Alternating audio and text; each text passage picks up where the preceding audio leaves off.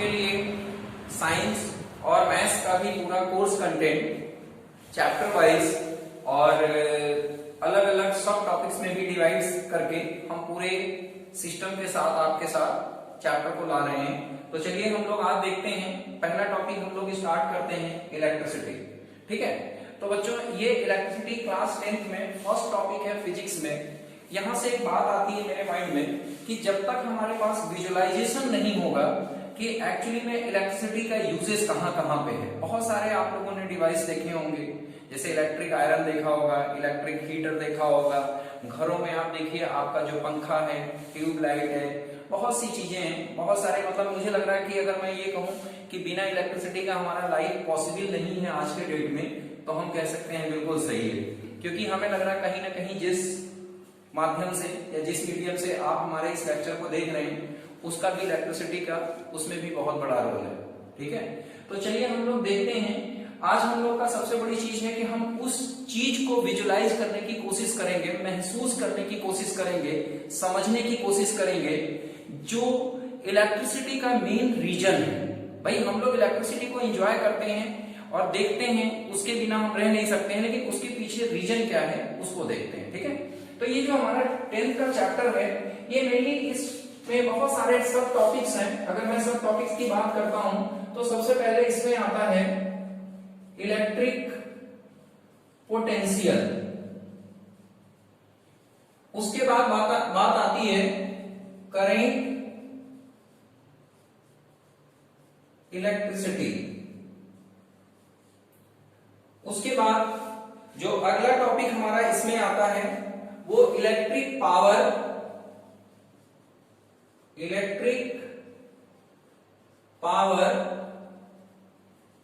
And heating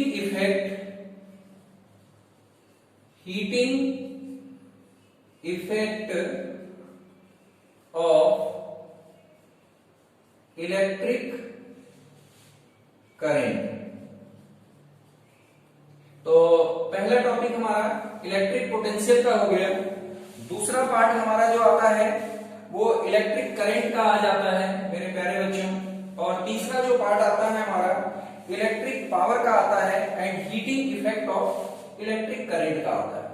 ठीक है, ज्यादातर हमने जो सबसे पहला डिवाइस आपको जो इलेक्ट्रिक आयरन बोला था वो हीटिंग इफेक्ट पे ही डिपेंड है। तो ये हमारे टॉपिक्स हैं, लेकिन इन टॉपिक को हम अगर डायरेक्ट पहुंच जाते हैं यहाँ पर और शुरू कर देते हैं तो सिर्फ एक प्रॉब्लम में भी हमारी सॉल्व हो जाए और वो ये हो जाए कि हम क्वेश्चंस के आंसर दे दें, लेकिन हम चैप्टर की एक्चुअल लर्निंग से कोसों दूर होंगे, काफी दूर होंगे। बल्कि ये मान के चलो कि हम चैप्टर को महसूस ही नहीं कर पाएंगे।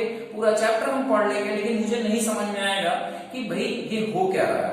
ठीक है, तो ये हम लोग देखते हैं, उस रीजन को उठाने की कोशिश करते हैं जिसकी कहानी हमारी शुरू होती है, और वो टॉपिक है, इसीलिए मैं सबसे लास्ट में लिख रहा हूं उसको, और उस टॉपिक का नाम है बच्चों इलेक्ट्रिक चार्ज। ठीक है, इलेक्ट्रिक चार्ज। और आज का जो हमारा ये टॉपिक है, इस चार्ज की बात अगर हम करें तो हम यहीं से कॉन्सेप्ट लेके चलते हैं, कॉन्सेप्ट ऑफ चार्ज। अब बात आती है कि कॉन्सेप्ट ऑफ चार्ज की बात करते हैं तो फिर मैं अगेन आपसे कुछ छोटी छोटी सी बातों को लेके आता हूं। देखिए हमारी क्लास जो है बहुत ही विस्तृत रूप में क्लास से बाहर भी हम आपको ले चलेंगे। क्लास से बाहर ले जाने का मतलब फिजिकली मैं नहीं ले चलूंगा, मेंटली मैं लेके चलूंगा, तो आप तैयार रहिएगा इस चीज के लिए। तो चलिए स्टार्ट करते हैं, हम लोग चार्ज की कॉन्सेप्ट पे पहुंचते हैं। हमारे पास एक बहुत बड़ा क्वेश्चन है, केमिस्ट्री में भी आपका शायद हो सकता है यहीं से स्टार्ट हो, कि एक्चुअली में पूरी हमारे सराउंडिंग्स है चारों तरफ की, नाइट में भी आपने पढ़ा होगा, वो सारे के सारे क्या है, मैटर है। आपने सॉलिड लिक्विड गैसेस ये सारी चीजें पढ़ी होंगी। अब अगर मैं बात करूं मैटर का, तो मैटर जो होता है वो बना किससे होता है, वेरी गुड, हाँ, matter is made up of tiny particles which is called atom और मॉलिक्यूल्स। तो चलिए हमारी कहानी एटम से शुरू हो रही है और देखते हैं कि एटम है क्या।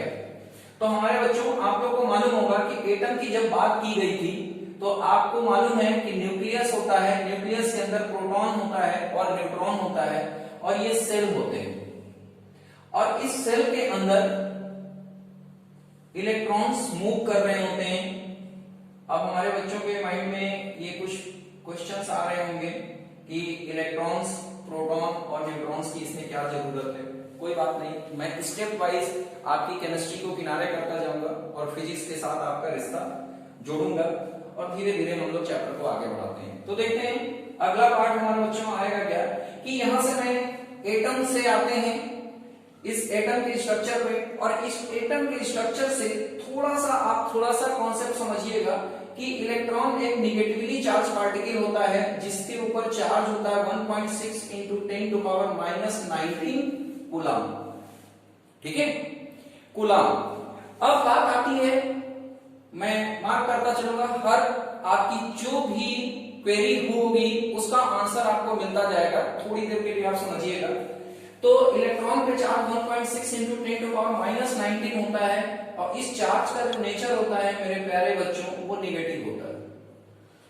और जो प्रोटॉन है, इस प्रोटॉन पे चार्ज जो होता है वो 1.6 × 10⁻⁻19 कूलम इस पे भी होता है, लेकिन इस पे जो नेचर होता है बच्चों वो पॉजिटिव होता है, और जो न्यूट्रॉन है इस पे कोई चार्ज नहीं होता। तो अब हमारी कहानी यहां से सिमट के आती है एक छोटे से पार्ट पे कि ये इलेक्ट्रॉन और प्रोटॉन की अगर हम बात करें तो सेम चार्ज है, अपोजिट नेचर का है, बस कि इस पे नेगेटिव है और इस पे पॉजिटिव है, यानी कि इलेक्ट्रॉन पे नेगेटिव है, प्रोटॉन पे पॉजिटिव है। तो बात आती है ये कि जो मैग्नीट्यूड भी सेम है, नेचर अलग अलग है बस। तो बात ये आती है कि इलेक्ट्रॉन और प्रोटॉन आपस में बंधे होते हैं, लेकिन एक सिंपल सा क्वेश्चन आता है कि इस प्रोटॉन से ये इलेक्ट्रॉन भी बंधा है, इस प्रोटॉन से और ये इलेक्ट्रॉन भी बंधा है, ऐसे और भी सेल होंगे तो इससे भी बंधा होगा। यानी कि मेरा ये कहना है कि जैसे जैसे हमारी सेल बढ़ती जाएगी वैसे वैसे ये प्रोटॉन से इलेक्ट्रॉन दूर होते चले जाएंगे, राइट। तो बिल्कुल सही है, जैसे जैसे ये दूर होते जाते हैं तो ये इलेक्ट्रॉन हमारे एक फ्री इलेक्ट्रॉन बन जाते हैं, ये फ्री इलेक्ट्रॉन हो जाते हैं। क्यों होते हैं फ्री इलेक्ट्रॉन? कि ये आउटर मोस्ट सेल के इलेक्ट्रॉन होते हैं, आउटर मोस्ट सेल के इलेक्ट्रॉन होते हैं, और ये क्या होता है कि ये फ्री होते हैं ऑलमोस्ट, और ये फ्री होते हैं, ध्यान रखना, ये हम इसके संग एक इंपॉर्टेंट वर्ड्स जोड़ना चाहूंगा जो पूरी फिजिक्स में हम इलेक्ट्रिसिटी जहां तक पढ़ेंगे तो आप ध्यान रखिएगा कि फ्री तो होते हैं लेकिन ये इतने फ्री नहीं होते हैं कि ये पूरे उस मैटर को छोड़ के चले जाए, ये छोड़ के नहीं जाएंगे, ये फ्री हैं। क्यों फ्री हैं? क्योंकि इनको बांधने वाला जो फोर्स है प्रोटॉन से वो जैसे जैसे हमारा सेल बढ़ता जाएगा वैसे वैसे ये कम होता जाएगा। ठीक है, तो अब हमारी पूरी सिस्टम में हम मैटर से आपको एटम पे ले आए, एटम से भी मैं दो चीजों को आपके सामने से हटा रहा हूं अभी फिलहाल, प्रोटॉन और न्यूट्रॉन की, और हमारी बात आ जाती है फ्री इलेक्ट्रॉन्स पे। तो आज हम लोग जब फ्री इलेक्ट्रॉन का कॉन्सेप्ट लेके चलेंगे तो यहां से हमारी कहानी आगे बढ़ती है। तो देखिए अब पूरा का पूरा हमारा डिस्कशन जो रहेगा, कंसंट्रेशन, वो केवल फ्री इलेक्ट्रॉन पे रहेगा। तो फ्री इलेक्ट्रॉन कोई भी बच्चा आराम से बता सकता है कि ये वो आउटर मोस्ट सेल के इलेक्ट्रॉन होते हैं जिसके ऊपर न्यूक्लियस का फोर्स बहुत कम होता है और वो ऑलमोस्ट फ्री हो जाते हैं, लेकिन वो पूरे मैटर को छोड़ के बाहर नहीं निकलते हैं, राइट। अब बात आती है कि भाई एक बार एक क्वेश्चन आया कि इलेक्ट्रॉन पे चार्ज 1.6 × 10⁻⁻19 कूलम होता है। अब प्रॉब्लम आती है ये कि नेचर की अगर बात आ जाती है इसकी, नेचर की, तो निगेटिव नेचर का होता है ये। कूलम इसकी यूनिट होती है, मैं लिख दे रहा हूं, आपसे पूछा जाता है कि what is the unit of charge, तो चार्ज की यूनिट क्या होती है? कूलम होती है। क्वेश्चन की लिखने की जरूरत पड़ेगी, मैं लिखता चलूंगा, आपके पास पीडीएफ मैं इसी के साथ वीडियो में लिंक में शेयर कर दूंगा, आपके क्वेश्चंस मिलते जाएंगे सारे। तो आंसर हम बड़ा आसानी से लेंगे। क्वेश्चन होगा कि कूलम है क्या चीज, तो कूलम चार्ज की यूनिट है। कूलम एक साइंटिस्ट हैं, एक्चुअली में ये एक इलेक्ट्रोस्टैटिक की थ्योरी है, अलग से हम लोग पढ़ेंगे कूलम्स का, अभी मैं नहीं उसमें डिस्कस करना चाह रहा हूं। तो अगला पार्ट इसमें आता है मेरे बच्चों कि ये फ्री इलेक्ट्रॉन किसी भी मैटर के अंदर होते कितने हैं, और ये ध्यान रखिएगा जिस में फ्री इलेक्ट्रॉन होगा उसको हम लोग अब बोलेंगे मेटल।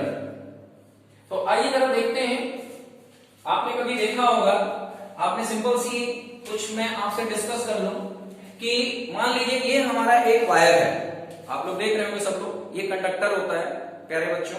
आपने देखा होगा लकड़ी प्लास्टिक है, प्लास्टिक कंडक्टर नहीं होता, प्लास्टिक के वायर में करंट फ्लो नहीं होगा, लेकिन ये जो वायर का ये पार्ट आप देख रहे हैं, ये कॉपर का पार्ट है। कॉपर एक गुड कंडक्टर है। जैसे जैसे चैप्टर का डेवलपमेंट होगा आपको समझ में आएगा कि गुड कंडक्टर क्या होता है। जरा देखिएगा, होता क्या है कि एटम की जो बात आई, इलेक्ट्रॉन इस कॉपर में भी है और इस प्लास्टिक में भी है। बस ये है कि इस कॉपर के अंदर फ्री इलेक्ट्रॉन है, वो फ्री है, उनको हम थोड़ा सा भी कुछ डिस्टरबेंस करेंगे तो वो मूव करने लगेंगे, और इस प्लास्टिक के अंदर जो इलेक्ट्रॉन है वो फ्री नहीं है। बस इतना ही अंतर है। और हमने हमारी पूरी थ्योरी यहां तक हमने आपको लाके छोड़ा था कि जब वो फ्री इलेक्ट्रॉन होगा तभी हम करंट की कुछ बात कर सकते हैं। तो बात तो हमारी करंट की केवल कॉपर में ही हम लोग करेंगे, एल्यूमिनियम में करेंगे, सिल्वर में करेंगे, जो कंडक्टिव मेटल होगा, यानी कि जिसमें फ्री इलेक्ट्रॉन हो। भाई जिसमें फ्री इलेक्ट्रॉन नहीं है उसमें हम क्या इलेक्ट्रिसिटी की इमेजिनेशन कर सकते हैं? नहीं करेंगे ना। तो आइए देखते हैं जरा, हम इस वायर की इमेजिनेशन की बात करते हैं। देखिए अब मैं आपको फिजिकली आपको आपके क्लास में हम अपीयरेंस चाहते हैं कि अपने पूरे माइंड के साथ आप इस वायर को देखेंगे, और इस वायर को देखेंगे तो इस वायर को आप ऐसे देखेंगे कि ये वायर है और इस वायर के अंदर खूब सारे फ्री इलेक्ट्रॉन्स हैं, ये ध्यान रखिएगा। तो फ्री इलेक्ट्रॉन्स हैं, और ये फ्री इलेक्ट्रॉन आपको मालूम है ये फ्री है मूव करने के लिए, सभी को मालूम है। और ये फ्री इलेक्ट्रॉन कितने हैं, ये बहुत इंपॉर्टेंट क्वेश्चन है, क्योंकि ये सीबीएसई आपसे क्वेश्चन पूछता है कभी कभी यहां से कि ये फ्री इलेक्ट्रॉन कितने हैं, हाउ मेनी नंबर। बहुत इंपॉर्टेंट क्वेश्चन है, हाउ मेनी नंबर्स। ये हमारे बच्चों के मन में क्वेश्चन आना चाहिए। देखिए क्वेश्चन जो है ऐसा नहीं है कि मेरे ही माइंड में आ रहा होगा, क्वेश्चन आपके भी माइंड में आ रहा होगा, और जरूर लाइएगा। यही तो हमारा इस चैप्टर का स्टार्टिंग या हमारी पूरी फिजिक्स और मैथमेटिक्स की कॉन्सेप्ट है कि क्वेश्चन जरूर सोचिए, हाउ मेनी नंबर्स, ये कितने नंबर है भाई, ये कैसे हमें पता चलेगा? तो एक काम करते हैं, देखते हैं जरा। ये हमने निकाला था कि 1 इलेक्ट्रॉन पे जो चार्ज होता है वो 1.6 इंटू 10 टू पावर -19 कूलम होता है। ये देखिए आपके सामने कितना होता है बच्चों, 1 इलेक्ट्रॉन पे जो चार्ज है 1.6 इंटू 10 टू पावर -19 कूलम होता है। तो देखते हैं, इसको मैं थोड़ा सा उल्टा लिख देता हूं। 1.6 इंटू 10 टू पावर -19 कूलम के लिए हमें कितना इलेक्ट्रॉन चाहिए? 1 इलेक्ट्रॉन, 1 इलेक्ट्रॉन। और यही अगर मैं कह दूं 1 कूलम के लिए हमें कितना इलेक्ट्रॉन चाहिए, तो 1.6 इंटू 10 टू पावर -19 डिवाइड कर देंगे। अब देखिए इसको हम सॉल्व करेंगे तो 1.6 ये 10 टू पावर प्लस का 19 हो जाएगा। इसको अगर हम सॉल्व कर लें तो 10 1.6 और ये 10 टू पावर 18 हो जाएगा, राइट। तो बच्चों इस पूरे सिस्टम को आप सॉल्व करेंगे तो ये आएगा हमारा 6.25 इंटू 10 टू पावर 18 इलेक्ट्रॉन, यानी कि 1 कूलम चार्ज के लिए हमको कितने इलेक्ट्रॉन चाहिए? 10 टू पावर 18 के ऑर्डर में चाहिए। 6.25 इंटू 10 टू पावर 18। मैं इसमें एक सिंपल सी बात करूं मेरे प्यारे बच्चों कि अगर इस 6.25 में 25 को हटा देते हैं तो भी ये 6 बचेगा, और 6 के बाद हम इसमें 18 जीरो ऐड कर रहे हैं। आप सोच रहे होंगे कि इतना ये जो जीरो ऐड किया जा रहा है ये 10 टू पावर 18 का, वो क्यों किया जा रहा है? मैं इसलिए कर रहा हूं कि मैं आपसे कुछ छोटा सा एक कॉन्सेप्ट चाहता हूं। देखते हैं कितने हो गए ये, चलिए एंड सो ऑन 18 तक आप ऐड कर लीजिए। तो मेरे हिसाब से आप बहुत आसानी से इस बात को समझ रहे होंगे कि मैं सिर्फ इसलिए आपको दिखाना चाहता हूं कि they are the huge number of electrons, ये बहुत ज्यादा नंबर होंगे। आप इमेजिन कर सकते हैं, मैं अगर पूछूं कि 6 है, 6 है, 6 के बाद एक जीरो है तो आप बोलोगे 60, 2 जीरो है तो क्या बोलोगे आप? अच्छा 600, 3 है तो 6000। अगर मैं बोल दूं 10 है तो क्या बोलोगे? हो सकता है मिलियन बिलियन में आप कुछ ना कुछ बोल दो, लेकिन अगर मैं 18 बोल दूं तो सोच के बताइएगा आप क्या बोलेंगे। तो हम केवल इतना कह सकते हैं यहां से कि they are the huge number of electrons, ये बहुत ज्यादा होते हैं। अब प्रॉब्लम ये आती है कि बहुत ज्यादा होते हैं तो ये एज इट इज अपनी पुराने या ऐसे ही अगर ये रहे तो ये क्या कर सकते हैं, और अगर हमको इनको मूव कराना है, भाई करंट का मूव करने के लिए ध्यान रखिएगा कि इस इलेक्ट्रॉन को पूरे बाहर सर्किट में निकलना होगा कहीं ना कहीं। अब कुछ टर्म्स इसमें इसलिए आ रहा है कि बिना उस टर्म्स का हम चैप्टर का डेवलपमेंट कर ही नहीं सकते हैं, हालांकि चैप्टर में उन टर्म्स को हम एक्सप्लेन करते चलेंगे टाइम टू टाइम आगे जैसे बढ़ेंगे। तो बात आती है हमारी इलेक्ट्रॉन की। यहां से हमारे पास 2 क्वेश्चन मिलते हैं कि हम पूरे चैप्टर को अब कंसंट्रेट करेंगे इलेक्ट्रॉन्स पे, फ्री इलेक्ट्रॉन पे। इलेक्ट्रॉन पे चार्ज कितने होते हैं, चार्ज की यूनिट क्या होती है, और 1 कूलम चार्ज के लिए हमें कितने इलेक्ट्रॉन चाहिए। तो आप समझ गए होंगे खूब इलेक्ट्रॉन चाहिए। और जब भी मैं फिगर कोई भी बनाऊंगा तो ऐसा फिगर बनाता हूं तो ये मान के चलिए कि आपको ये जरूर लिंक करके देखना होगा कि 1 कूलम चार्ज के लिए कितना इलेक्ट्रॉन चाहिए। मतलब ये नहीं कि गिनने लगना कि 10 है, 20 है, 50 है, मतलब 10, 20, 50 नहीं होते हैं, they are the huge number of electrons, right. अब बात आती है हमारी उस चार्ज का। मैं छोटा सा एक कॉन्सेप्ट बता दूं कि चार्ज में एक क्वेश्चन आता है कि सेम चार्ज सभी को मालूम है, अगर पॉजिटिव है और पॉजिटिव है मेरे बच्चों तो ये क्या करेंगे, रिपेल करेंगे। अगर नेगेटिव है और नेगेटिव है तो क्या करेंगे बच्चों, रिपेल करेंगे। रिपेल और अट्रैक्ट जानते हैं आप लोग, अट्रैक्ट माने होता है बुलाना, पास, और रिपेल मतलब दूर, ठीक है। तो आप पॉजिटिव और नेगेटिव है तो क्या होगा, ये अट्रैक्ट करेंगे। मतलब सिंपल सा मेरा कहना है कि सेम चार्ज जो होंगे, सेम चार्ज ये क्या करेंगे, रिपेल करेंगे, और अपोजिट चार्ज क्या करेंगे बच्चों, अट्रैक्ट करेंगे, ठीक है।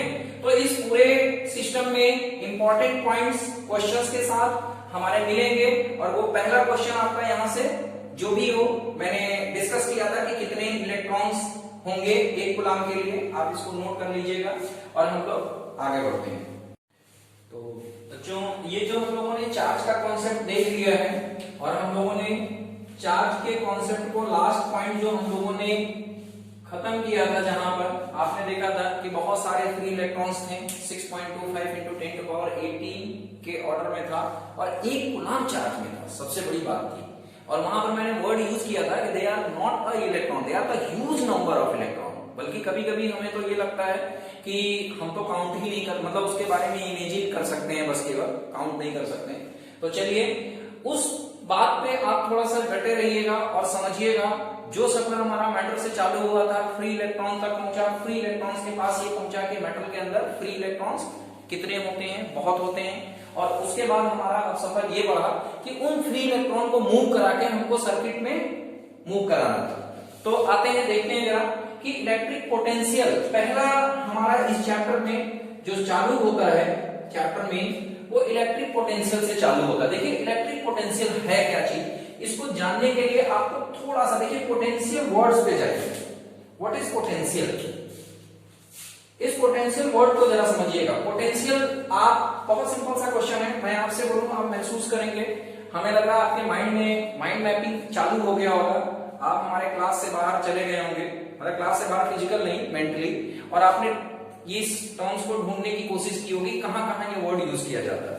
भाई आपसे एक क्वेश्चन आता है सिंपल सा कि भाई आपके पास कितना पोटेंशियल है, तो आपको समझ में आया होगा, हाँ वेरी गुड।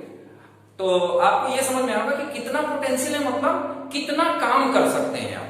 भाई जितना आप काम करोगे उतना पोटेंशियल होगा, और कितना पोटेंशियल होगा उतना ही आप काम करोगे। तो ये सारी चीजें आती हैं, वर्क डन से कहीं ना कहीं रिलेटेड है ये चीज, आप लोग ये बात समझ गए होंगे। यहां पर भी वही चीज है कि the electric potential at a point in an electric field is defined as work done. आप देख रहे होंगे work done in moving a positive charge from infinity to that point. देखिए अगर मान लीजिए सिंपल सी बात है बच्चों, आपको एक बाल्टी पानी लेके और अपने घर से मान लो 1 किलोमीटर तक जाना होगा, तो सिंपल सी बात है आपको वर्क करना पड़ेगा। और ये कैसे वर्क करेंगे, जितना आपके पास पोटेंशियल होगा, हो सकता है आप 1 किलोमीटर चलने लायक पोटेंशियल ना हो आपके पास, तो आपकी पोटेंशियल कम मानी जाएगी। बिल्कुल कॉन्सेप्ट यही है। तो देखते हैं क्या चीज है थोड़ा सा। देखिए इसमें होता क्या है कि जैसे मान लीजिए ये चार्ज है, और जब भी मैं चार्ज की बात करता हूं तो आप ध्यान रखिएगा कि चार्ज का मतलब जो पॉजिटिवली और निगेटिवली दोनों चार्ज में से आप कोई भी, जैसे हमने पॉजिटिव चार्ज इसमें ले लिया, तो इस चार्ज का कोई ना कोई फील्ड होगा चारों तरफ।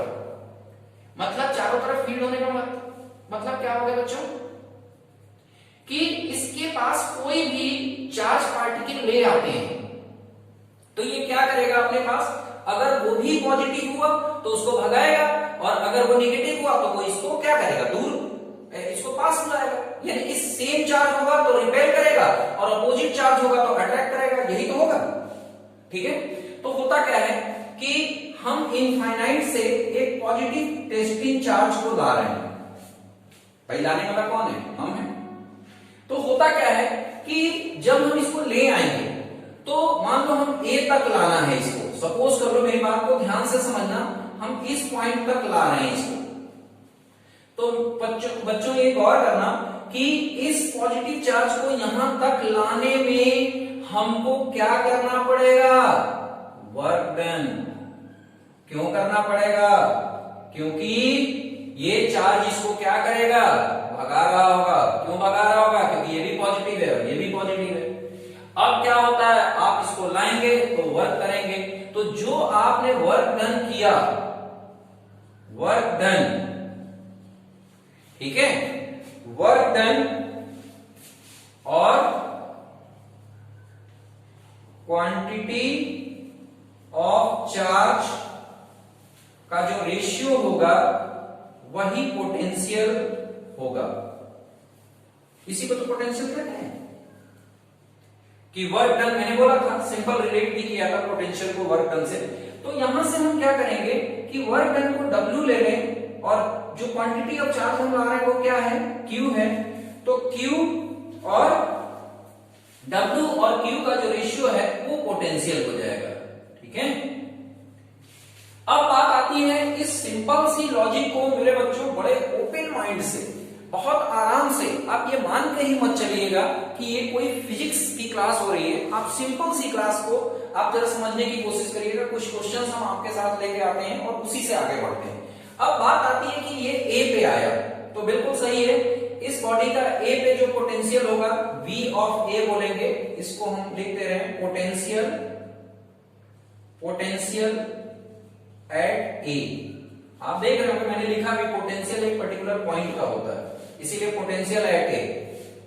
अब बात आती है कि ये चार्ज पार्टिकल V पर ले आते हैं, इसको यहां से यहां ले आते हैं, तो वेरी गुड मेरे बच्चे, आप समझ रहे होंगे कि यहां से यहां लाने में भी जो वर्क होगा और यहां से यहां लाने में वर्क होगा, भाई दोनों में अलग अलग होगा ना वर्क डन, क्योंकि सिंपल सी बात है, जैसे जैसे ये पास आता जाएगा वैसे वैसे ये और तेजी से इसको भगाता जाएगा। क्यों, क्योंकि सेम चार्ज को जैसे जैसे पास लाएंगे इसका फील्ड बढ़ता जाएगा और ये इसको भगाता जाएगा। ठीक है, तो बात आती है कि V और V और V और A की बात करते हैं, तो ये अलग अलग पॉइंट का पोटेंशियल हो गया।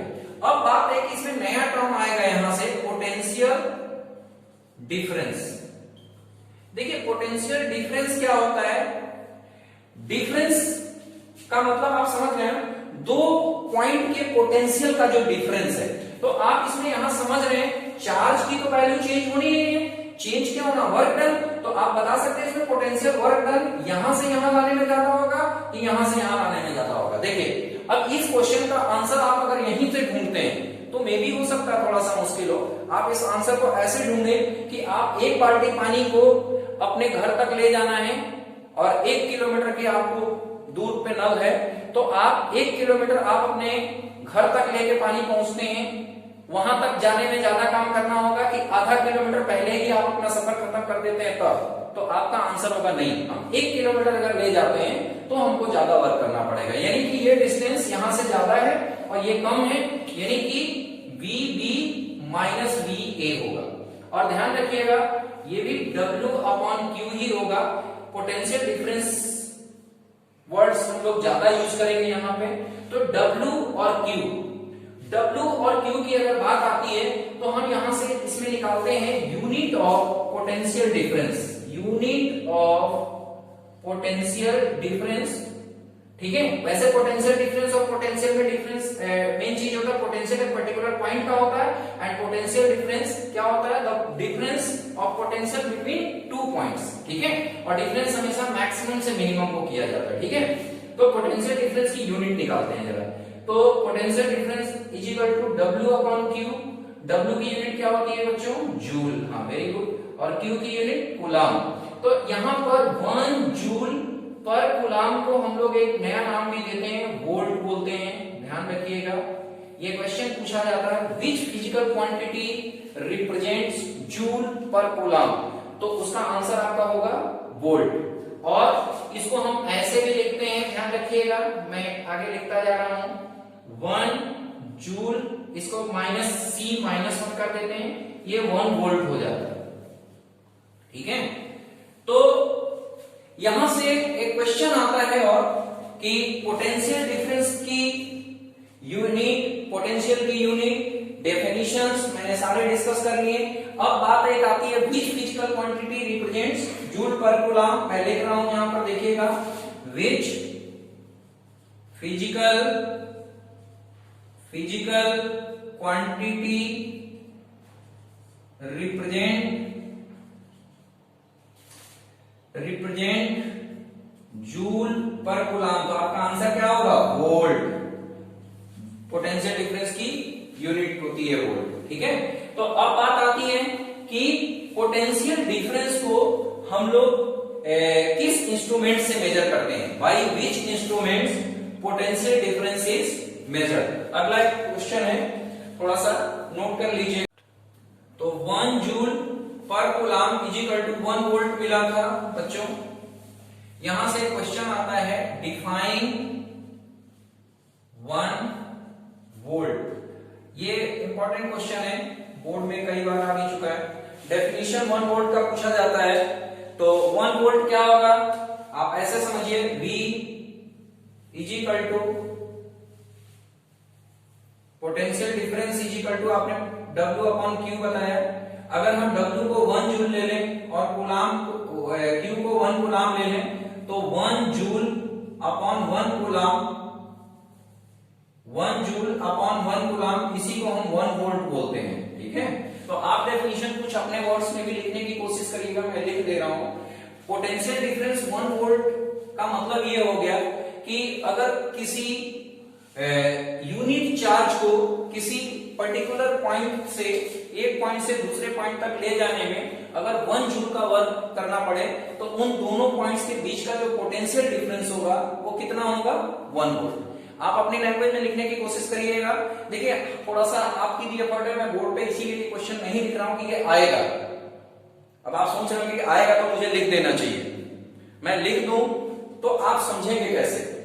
फिर से मैं आपको बोलूं, आप 1 वोल्ट को फॉर्मूला से डिफाइन करिएगा, और मैं आपको सिंबॉलिक फॉर्म में फिर एक बार समझा रहा हूं कि 1 कूलम चार्ज है, इसको हम एक पर्टिकुलर पॉइंट A से लेके B तक लाने में हमने 1 जूल का वर्क किया, तो इन पॉइंट्स के बीच का पोटेंशियल डिफरेंस कितना हो जाएगा बच्चों, 1 वोल्ट। Very good. अब बात आती है, हमारे बच्चों के माइंड में क्वेश्चन आ रहा होगा, बाई विच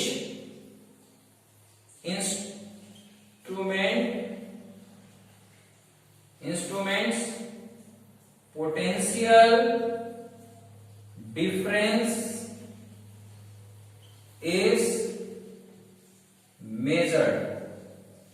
कौन से इंस्ट्रूमेंट से मेजर करते हैं, तो इसका आंसर बच्चों लिख लीजिएगा, वोल्टा मीटर। आपके घरों में भी होगा, वोल्टेज मेजर करते हैं, वोल्टामीटर। ठीक है, और वोल्टामीटर जो होता है वो ध्यान रखिएगा, it is connected parallel in the circuit. अब आप सोच रहे होंगे सर्किट क्या चीज है और पैरेलल क्या है, अभी आएगा आगे, अभी तो मैं 1 वोल्ट का क्वेश्चन आपको बता दूं, ये आपको आगे आने वाला है। और एक क्वेश्चन इसमें आता है कि why voltameter is connected parallel in the circuit. मैं अगले पार्ट में इसको आंसर एक्सप्लेन करूंगा, या जहां पर ये वोल्टामीटर मैं थोड़ा सा अभी आगे भी करंट में भी एक्सप्लेन करूंगा, तो वहां पर मैं लिख दूंगा। यहां मैं बता दूं आपसे कि voltameter is connected in the parallel because voltameter है हाई रेजिस्टेंस। वोल्टामीटर का रेजिस्टेंस बहुत ज्यादा होता है। अब आपके सामने माइंड में आ रहा होगा कि रेजिस्टेंस क्या होता है, हाई रेजिस्टेंस क्या होता है, इसीलिए मैं बोल रहा हूं ना कि वहां पर मैं डिस्कस करूंगा इसको, ठीक है।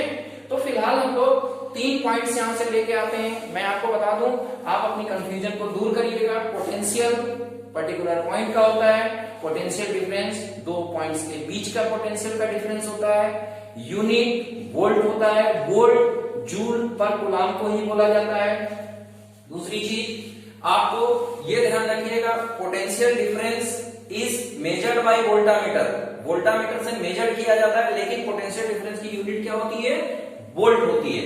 और पोटेंशियल डिफरेंस को आप देखोगे आपकी बुक में, जहां पर पोटेंशियल डिफरेंस को रिप्रेजेंट करना होगा, रिप्रेजेंट करेंगे आप, उसको भी V से डिनोट करते हैं, ध्यान रखिएगा। कभी न्यूमेरिकली अगर क्वेश्चन सॉल्व करेंगे तो V equal to 2 volt 3 volt जो भी लिखा हो वो लिखेंगे, ठीक है। तो चलिए अगले पार्ट में हम लोग आते हैं।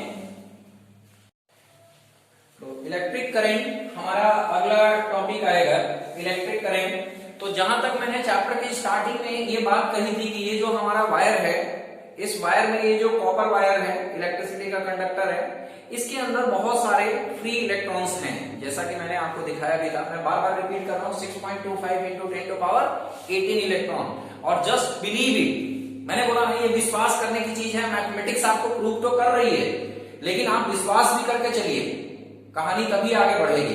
देखते हैं, तो ये वायर था। इस वायर को अगर हम देखते हैं तो बच्चों, इस वायर के अंदर फ्री इलेक्ट्रॉन तो पहले से ही है, और हमारी बैटरी या हमारा करंट का जो सोर्स है वो कहीं अलग पड़ा है। जैसे इस वायर की अगर मैं बात बोलूं, बड़े प्यार से मैंने पकड़ा है, इसमें करंट फ्लो नहीं हो रहा है, लेकिन अगर हम इसको बैटरी से कनेक्ट कर देंगे तो क्या हम इसको प्यार से पकड़ पाएंगे? शायद आपका आंसर होगा नहीं। लेकिन एक चीज ध्यान रखिएगा, इलेक्ट्रिसिटी में आप लोग बच्चों 10th क्लास के बच्चे हैं, और ध्यान रखिएगा और अपने से नीचे वालों को भी बताइएगा कि कोई भी एक्सपेरिमेंट ना करें। ये नहीं कि घर के स्विच में लगा के, क्योंकि मैं इलेक्ट्रिसिटी का पूरा चैप्टर में आपको मैं सावधानी के साथ लेके चल रहा हूँ कि आप स्विच में कनेक्ट ना करने लगिएगा। ये सेल से कनेक्ट करके हम लोग एक्सपेरिमेंट करते हैं, जहां पे 2 वोल्ट 3 वोल्ट के करंट होते हैं, ठीक है। तो ध्यान रखिएगा, प्लग में तो बिल्कुल मत लगाइएगा, ठीक है। अब बात आती है कि ये वायर बेचारा बहुत सारे फ्री इलेक्ट्रॉन्स के साथ है, और ये इंतजार कर रहा है कि हमारे अंदर इलेक्ट्रिसिटी का फ्लो हो, हम भी कुछ दें दुनिया में। देखिए, हर आदमी कुछ ना कुछ देता है, बल्कि देता क्या है, हम लोग नेचर से बहुत कुछ लेके अपने आप को निर्माण करते हैं। अब बात आती है कि हम नेचर को देते क्या है, थोड़ा सा इस पे भी डिस्कस कर लेते हैं। तो बात आती है कि ये जो वायर है, इस वायर को हम ऐसे समझने की कोशिश करते हैं कि ये हमारा वायर है, ठीक है, ये हमारा वायर है। मैंने बार बार बोला कि मैं वायर को बहुत ही मैग्नीफाई करके दिखाऊंगा, क्योंकि मुझे इलेक्ट्रॉन्स दिखाने रहेंगे और खूब सारे इलेक्ट्रॉन्स दिखाने रहेंगे। तो ये वायर के अंदर प्यारे बच्चों फ्री इलेक्ट्रॉन थे, और ये फ्री इलेक्ट्रॉन के कंपैरिजन हमारी फिजिक्स कहती है कि ये वो बच्चे हैं जो बिल्कुल फ्री हैं, ठीक है। और ये फ्री इलेक्ट्रॉन फ्री हैं, बट इतने फ्री नहीं है कि ये इस वायर को छोड़ के चले जाएं, बिल्कुल नहीं जाएंगे। ये जाएंगे, कुछ करना पड़ेगा, अपने आप नहीं जाएंगे। अब बात आती है कि ये वायर में फ्री इलेक्ट्रॉन कोई इधर जा रहा है, कोई इधर जा रहा है, कोई इधर जा रहा है, कोई इधर जा रहा है, कोई इधर, कोई इधर, ऐसे ऐसे जिग जैग मूव कर रहे हैं। अब क्या होता है कि भाई ऐसे तो काम चलेगा नहीं, हमारी बैटरी भी कहीं अलग से परेशान है, जिसका कोई रोल नहीं है। ये बैटरी मैं दिखा रहा हूं आपको, मैं थोड़ा सा सिंपल नोट कर दूं। ये सेल होता है सिंगल, अगर मैं दूं तो, और अगर बैटरी की मैं बात करूं तो कई सारे अगर कनेक्शन है सेल का दे दूं, ये होता है सेल और ये होती है बैटरी, ठीक है। तो बात आती है कि सिंगल एक निगेटिव प्लेट और एक पॉजिटिव प्लेट मिला दे तो सेल बन गया, और कई सारे सेल को जोड़ देते हैं तो बैटरी बन जाती है। ये भी अभी हम आगे पढ़ेंगे, लेकिन बिना उसके हम आगे बढ़ नहीं पाएंगे। थोड़ा सा मैं बता दूं आपको। तो होता क्या है कि इस इलेक्ट्रॉन्स को मूव करने के लिए ये ऑलरेडी कर रहे हैं, लेकिन ये अनडिसिप्लिन्ड है। और आप जानते हैं अनडिसिप्लिन्ड पर्सन कोई भी कंस्ट्रक्टिव काम कभी नहीं कर सकता है, ध्यान रखिएगा। अब बात आती है कि इसको कंस्ट्रक्टिव काम कराना है, मुझे इलेक्ट्रिसिटी इससे जनरेट करनी है। मैंने क्या किया, इसके साथ एक सेल को कनेक्ट किया, ये नेगेटिव है, ये पॉजिटिव है। अब क्या होता है कि इसमें जब कनेक्ट आपने किया तो ये तुरंत क्या करता है, ये सेल इसको देता है पोटेंशियल। क्या देता है, पोटेंशियल, यानी कि इसको और तेज चलने की आदत, एक हैबिट डेवलप करता है, या और तेज चलने के लिए प्रेरित करता है, इंड्यूस करता है। ठीक है। अब बात आती है कि आपको समझ में आ गया कि इसका जो मूवमेंट है, अब उसकी चाबी टोटली इसके पास हो गई। हम जितना इस बैटरी का पावर बढ़ाते जाएंगे, 2 वोल्ट, 3 वोल्ट, 6 वोल्ट, 10 वोल्ट, जितना करें उसके अकॉर्डिंग इनके अंदर मूवमेंट होती जाएगी। यानी कि अब साफ समझ में आ गया कि अब हमको पोटेंशियल डिफरेंस जनरेट करने का एक सोर्स मिल गया, और वो है हमारा सेल या बैटरी। अब बात होती है क्या कि जैसे इनको हमने वायर से कनेक्ट किया है, कनेक्टिंग वायर जो आप देख रहे हैं, तो ये इलेक्ट्रॉन क्या करेंगे, कोई बता सकता है?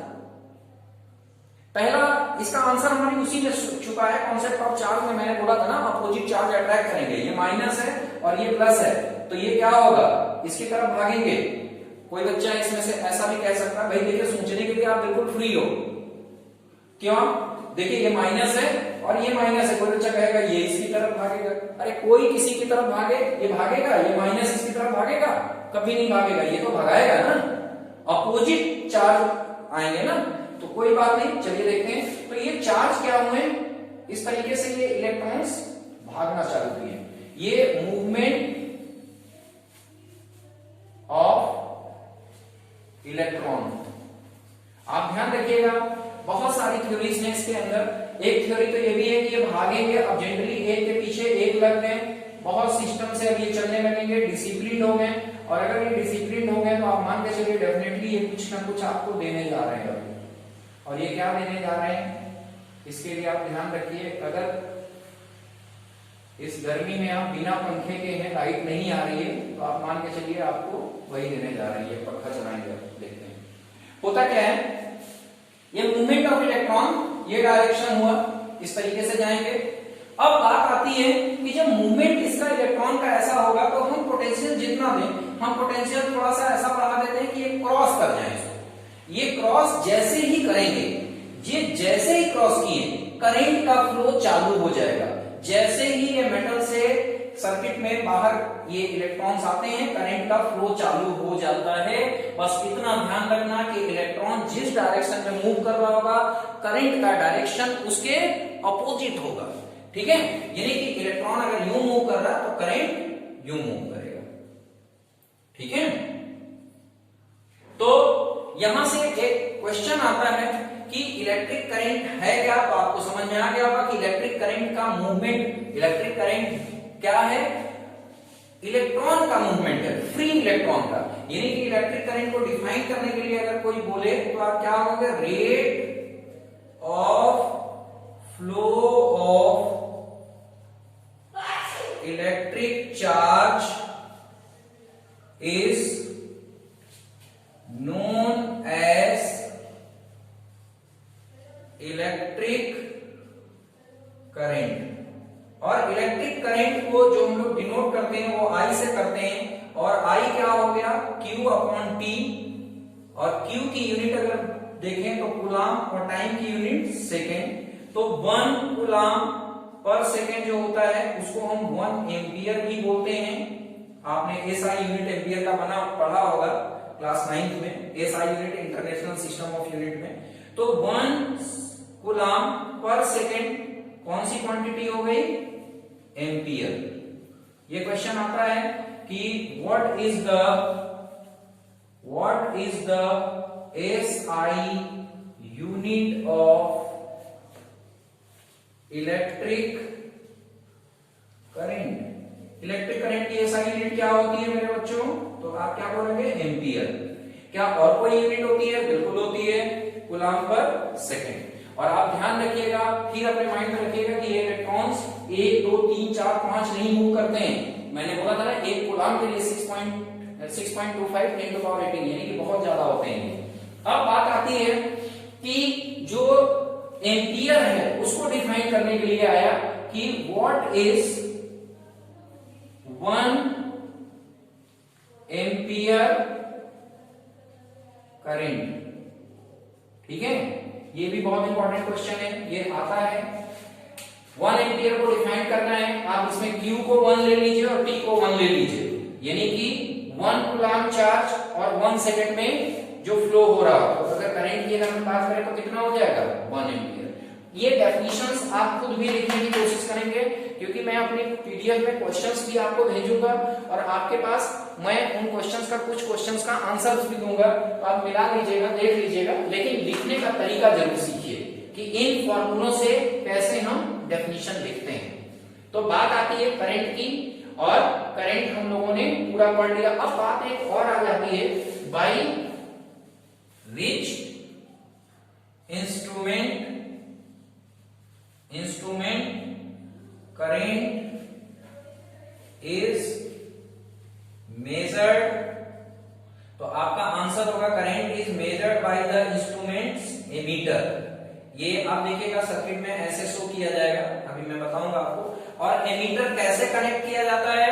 तो it is connected in series. कोई पूछता है सीरीज में क्यों कनेक्ट करते हैं? क्योंकि इसलिए करते हैं क्योंकि इसका रेजिस्टेंस लो होता है। देखिए, बहुत सारे क्वेश्चंस क्वेरी आपके माइंड में आ जाती है मेरे इन चीजों को बताने से, लेकिन ध्यान रखिएगा क्वेरी का होना बहुत अच्छी चीज है। आपके माइंड में कुछ न कुछ जिज्ञासा जरूर होना चाहिए, लेकिन थोड़ा सा आप हमें समय दीजिए अगले लेक्चर्स में, और धीरे धीरे करके ये सारी चीजें और भी बेहतरीन तरीके से आपके सामने क्लियर होगी। मेरा आपसे ये वादा है, आप हम पे विश्वास करिए कि मैं इस पूरे चैप्टर को, पूरे चैप्टर मतलब पूरे सब्जेक्ट को, फिजिक्स को, मैं आपको यूं आपके सामने रख दूंगा कि आप ऐसे पढ़ें या ऐसे समझें कि आप दूसरे को बड़े आसानी से समझा ले जाएं। ठीक है, तो एक बात हमारी यहां से इस चैप्टर में थोड़ा सा डिस्कशन जितना भी रहा है मैं यहां से खत्म करता हूं। कुछ बातों के साथ आपको कुछ सिंगल एक सेंटेंस है, मैं आपसे बोल रहा हूं कि हमारा जो चैप्टर है, कुछ क्वेश्चन डिस्कशंस में ऐसे भी कुछ कंटेंट आपको दूंगा जो दूसरे किसी मीडियम के से रिकॉर्ड होंगे, जिसमें हम क्वेश्चंस के आंसर्स आपको देते जाएंगे, और वो भी आपको मतलब वीडियोस मिलेंगे। और वीडियो जब भी आप देखते हैं तो आप कॉपी और पेन और अपनी बुक्स लेके बैठिए और लिखते जरूर जाइए, और बिल्कुल लास्ट तक देखिए। जहां पर कोई भी प्रॉब्लम हो आप हमसे जरूर उस बात को डिस्कस करिए। ठीक है, तो अगला हमारा ये चैप्टर अब यहां से खत्म हो जाता है। एक सिंगल सा वर्ड, एक सिंगल सा हमारे पास एक शब्द लिखा है हिंदी का सबसे ऊपर, आपने देखा, ये बार बार आपके आंखों पे खटक रहा होगा, क्योंकि हमारे बच्चे इंग्लिश मीडियम वाले, उनको बहुत अच्छा नहीं लग रहा होगा मे भी कि ये विश्वास हिंदी में क्या लिखा हुआ।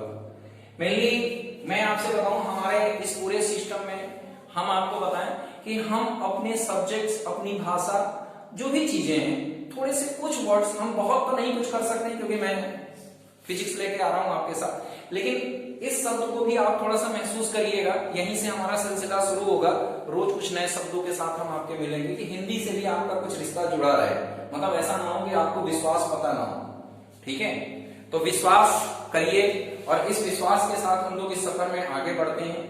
हम लोग कामयाब होंगे और पूरे चैप्टर को, पूरे फिजिक्स को बहुत अच्छे से समझेंगे, और इतना अच्छा समझेंगे कि हम दूसरों को बहुत बेहतर तरीके से समझा सकें।